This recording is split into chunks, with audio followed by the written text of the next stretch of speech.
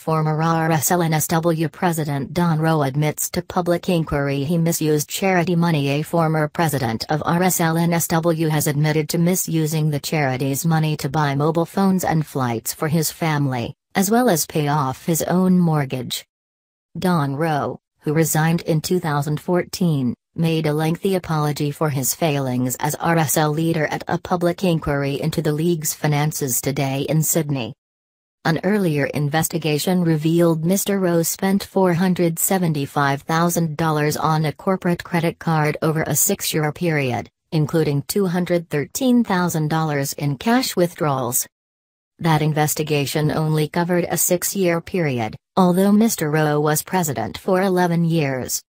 I apologize to the RSL NSW, RSL Life Care and WBI, and to the members of the wider RSL family and to the members of the public, who have donated money to each of the RSL and NSW, Mr. Rowe said.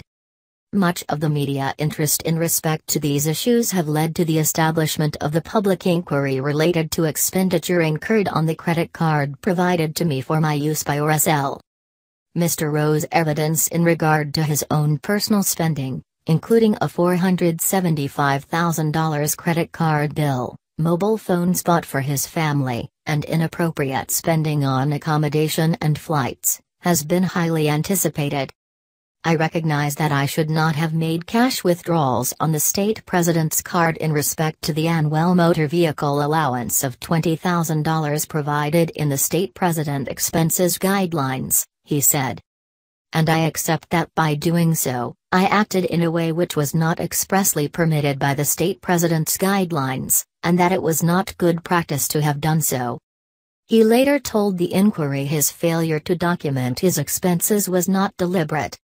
Counsel assisting the inquiry, Anthony Cheshire, pressed Mr. Rowe about using allowances intended for specific purposes. Mr. Rowe said in his evidence he took the full annual car allowance of $20,000 available per year, and used it to pay off the mortgage on his house, which he had drawn down on to buy a car. He also admitted paying for meals for other state councillors on his corporate credit card, even though they all had their own allowances. When Mr. Cheshire asked Mr. Rowe why he had allowed such spending to continue even though he knew it was wrong, Mr. Rowe said he had no excuse. Rowe resigned over expenses scandal, not poor health.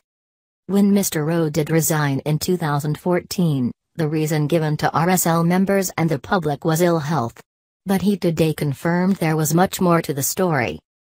Then National RSL President Rod White approached me and gave me an ultimatum: resign or my expenses would be forensic audited, Mr. Rowe said. I accept that my resignation letter did not tell the full story, and it ought to have done so.